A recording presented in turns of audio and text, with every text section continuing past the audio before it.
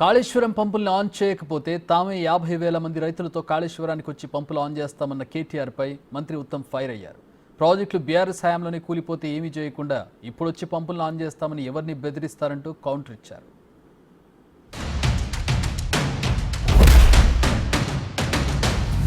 మీరు చేస్తారా pump house చాలు చేస్తారా చెయ్యరా తేల్చి చెప్పండి.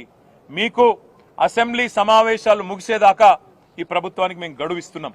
ఆగస్టు 2కు అసెంబ్లీ సమావేశాలు ముగుస్తా ఉన్నాయి. అప్పటిదాకా ఈ ప్రభుత్వానికి, ఎందుకంటే మేము కూడా అందరం హౌజ్లో నిలదీస్తాం, రైతుల పక్షాన ప్రభుత్వాన్ని అడుగుతాం.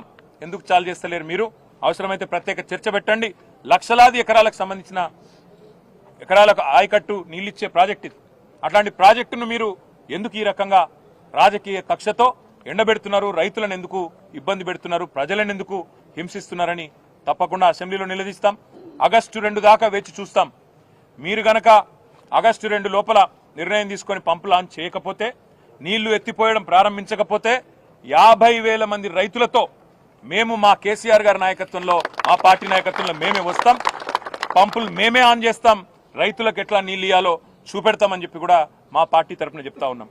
సిగ్గుండాల మాట్లాడడానికి తెలంగాణ నాశనం చేసిండ్రు. మేడిగడ్డ బ్యారేజ్కి కొలాప్స్ చేసిండ్రు. మీరు వచ్చి 50,000 మంది ఉండో ఎంతమంది తెలియదా కానీ పార్లమెంట్ ఎన్నికల్లో 0 సీట్లు వచ్చినాయి. ఆ తర్వాత సీట్లు సిగ్గుండాలే. మీరు నాశనం చేసి మీరు కట్టిన ప్రాజెక్టు కూలిపోయి మీరు 50,000 మంది తీసుకొచ్చి చేస్తాం. ఎవరిని బెదిరిస్తున్నారు మీరు? సిగ్గుపడాలి, క్షమాపణ చెప్పాలి.